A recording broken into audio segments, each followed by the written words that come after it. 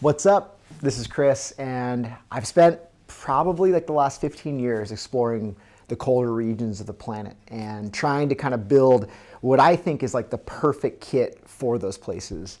I feel like it's one of the big mysteries is like, how do you layer? What do you wear? What happens when the conditions go, sub-zero? And today I wanted to kind of put on camera, what I think is sort of the perfect layering system for a photographer, an adventurer, somebody who's going to be, riding their bike through the center of Iceland or going skiing off a boat or something like that.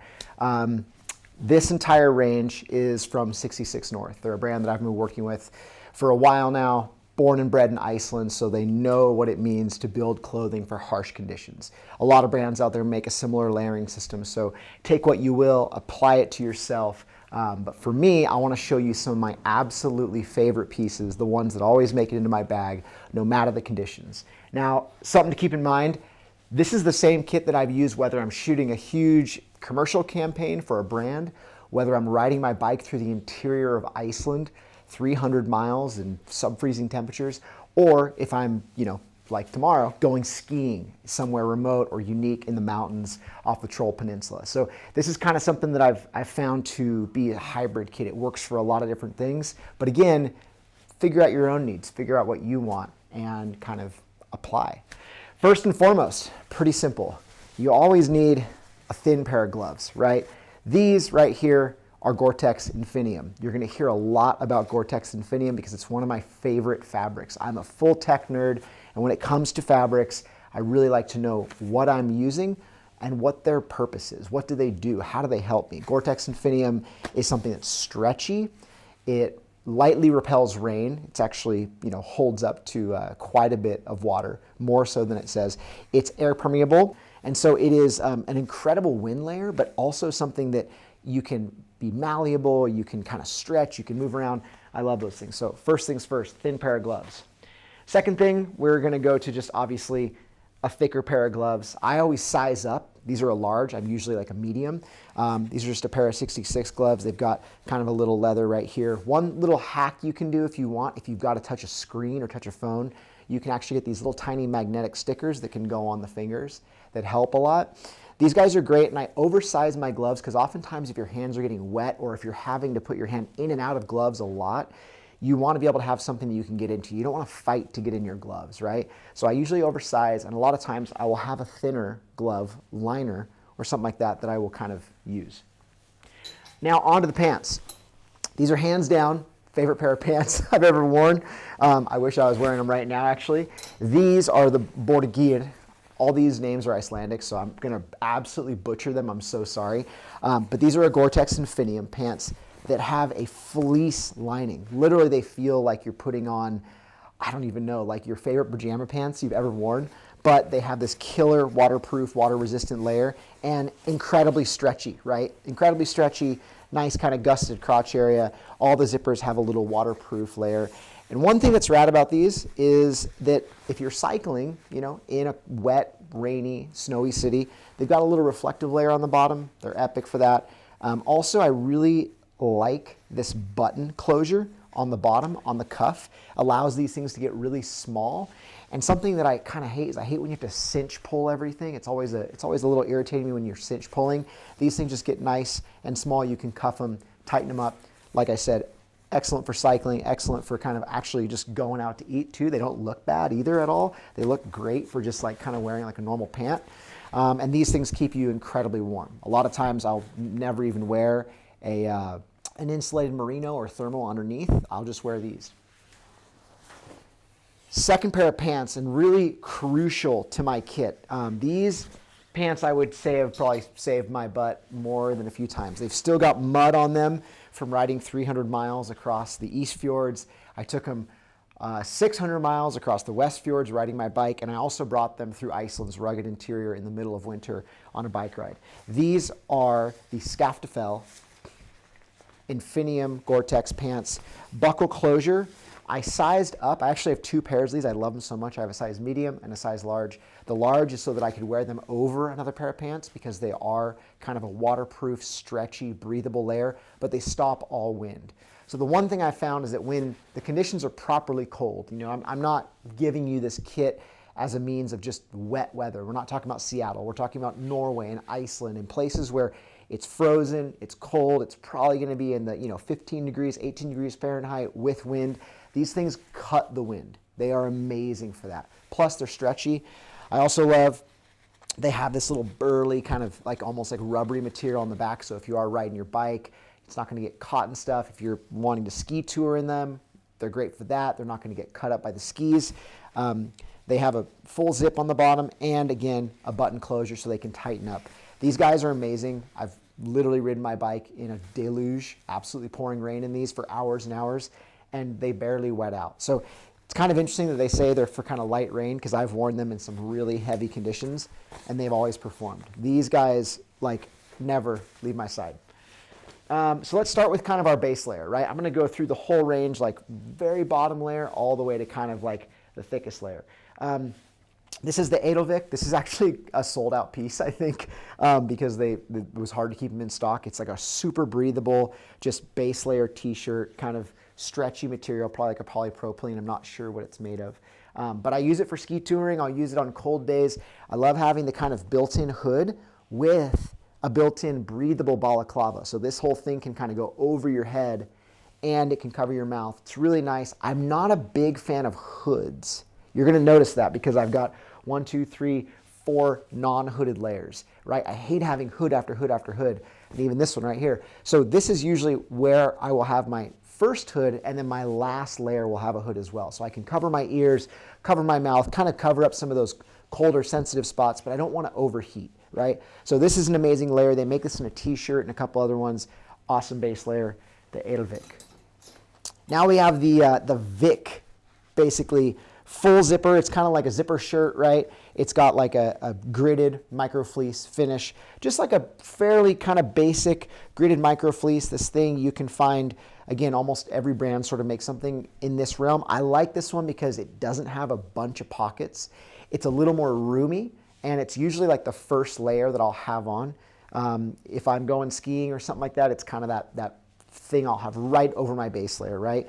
I also do love that it's full zip, because as somebody who runs hot, maybe you run hot, I love zipping down my layers, right? I'll be the guy who's skinning up the mountain with all my layers open, just in my base layer, like steaming. And sometimes when I get those, like, the zips that don't fully open up, don't fully breathe, they bug me a little bit. So this one's sweet. Also has one little tiny pocket here, just tuck away for like a pair of AirPods or something like that. Yeah, awesome layer, something that, again, just a ton of warmth packed in a small package. Now this is probably my favorite layer, actually, mainly because it's this really unique material.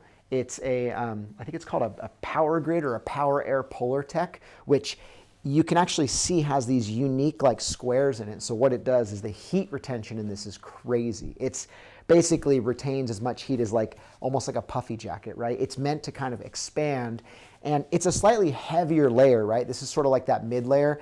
I usually don't find myself wearing these together because I get too hot, but this guy underneath with a bigger puffy over is amazing, right? And this is just a 3/4 zip, which is nice, generous opening. Again, I hope they make one with a full zip with pockets too, because it's such a sick color and it's such a cool piece. But this one is kind of like, I wear it out, I wear it day to day, I wear it going to the beach, I'll wear it for an expedition layer. It almost never leaves my bag. In fact, I have one in California and one in Iceland because I love it so much. Again, this material, I'm excited to see it in more types of jackets because it's so unique, and I don't think I've ever felt anything pound for pound that retains as much heat. It also sheds heat when you get pretty hot too. So it's a very aerobic layer, which is super nice.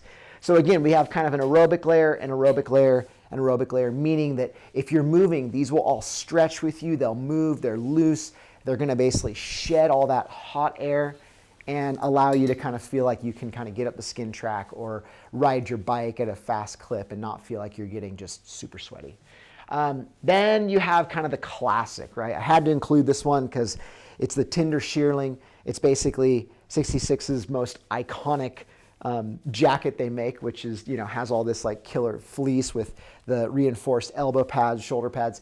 It's kind of funny because I don't think you can be a photographer in Iceland or have ever been here and not own one of these. They're so rad. They are way warmer than they look. I don't think I've ever seen anything or felt anything that is quite this warm for its weight. It takes place of a puffy. It's kind of like within that range. Only disadvantage is sometimes it doesn't have as much waterproofing materials as like a normal puffy does. But this thing keeps you bulletproof warm, really protects you from the wind a lot. It can be a tiny bit thick if you're trying to layer with it. That's kind of one thing to keep in mind is you don't always want to have, a lot of these sort of thick fleece layers over each other. But this guy is like, my sort of early winter, or I'm throwing a jacket over this thing, or I'm going into a restaurant. I love the fact that this can kind of play double duty and it can stand up to the most harsh conditions. So the next one, it's what I'm wearing right now. This is the OK puffy jacket. I think that's just the name, the OK. It's awesome. It's more than OK. I love it because basically it's insulated where you want it. And then right here, it just has this basically layer where it just sheds heat. So sheds heat here, sheds heat through here, tiny pocket here, drop pocket inside, pocket. And the colors are faded. The one thing I do love is that it's not this super bright, super, in your face jacket where, you feel like you can see someone coming from a mile away. You can see that with the finish on all these, they look like they're kind of almost like a faded or kind of like a more muted tone, which I love. This guy is basically my active jacket. It's not down, it's a synthetic layer, and it basically just works as, something that I'm on the bike with, or my mid layer for ski touring. So basically if I was gonna build kind of like an ideal kit, it'd probably be my base layer, my fleece here, then this guy, and then a shell over it, right? But this thing kind of goes with me everywhere. Again, it's in my bag. It's probably that one layer that I feel like for expedition use and everyday use, it kind of bridges the gap. Now we have one of my favorite shells of all time. This also is the Skaftafell shell, which is made of, you guessed it, GORE-TEX INFINIUM. It's stretchy. It's what I've always gone ski touring with in Iceland or heli skiing and whatnot. It's what I've taken on boats. It says that it's, it can handle, light rain, whatnot, but I've never had this thing wet out. In fact, this is the exact jacket that I wore when crossing Iceland 300 miles through the interior. It was bulletproof. It worked amazing.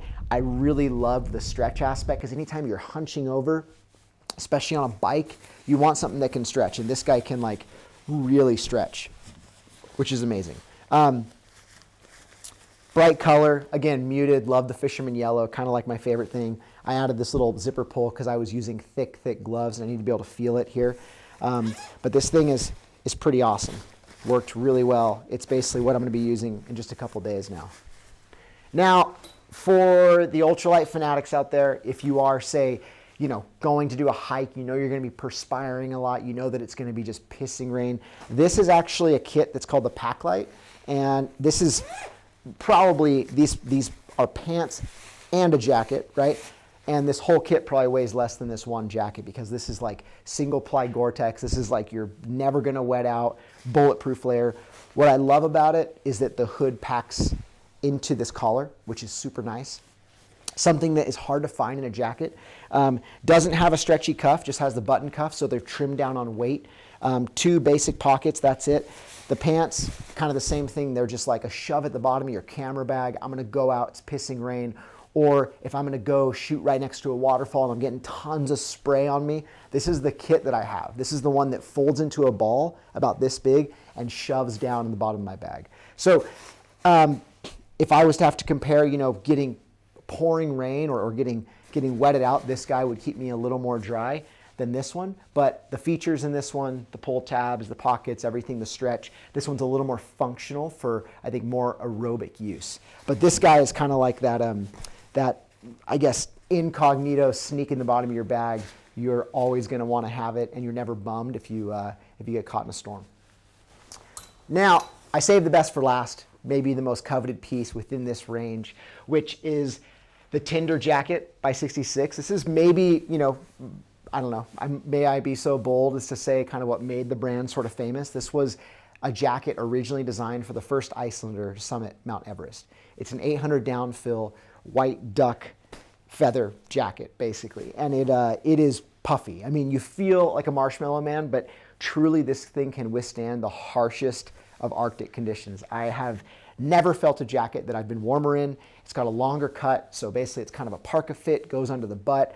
The one thing I'll say about Iceland is there's a lot of times where you are in a car, super toasty warm, and then all of a sudden you open that door, the wind blasts the door open, and you're in the weather, you're in the elements. And so there's a lot of this kind of in and out of like a hostel or in and out of a hot spring, and then you're freezing cold. This is the jacket where you could wear any of these layers as just a base and shove this thing over, and you're like instant warmth, instant Caribbean. I think that's why they designed it, because this is like instant Mallorca for any Icelander who wants to be warm. I also love like the fact that this hood right here actually zips off, so you can remove it because it is big, or you can use it and have your full face covered, full mouth. You kind of tuck in like a squirrel in here. It's an awesome piece. Has a zipper and Velcro through here. The colors are rad. One thing I love is that it is pretty burly. If you ever filmed or shot in Icelandic conditions, you know there's lava rock, you're getting down on the ground, you know you're scraping next to like, you know, some basalt. So it's got reinforced elbows, it's got reinforced shoulder pads that aren't this basically super, super thin, kind of easily tearable fabric, which is awesome. It really comes in handy, and this thing has been through the ringer, had it for a couple years now, and it's my go-to. So there it is. This is kind of my essential winter packing list. These are the layers that I really look for. Obviously, if I'm in a really specific situation, expedition situation, I might be supplementing with a couple more things here, a couple more things there, certain type of socks, this and that. But really, when I want to stay warm, I know that I could put this stuff in my bag and I'd be fine. I would be good to go for anything.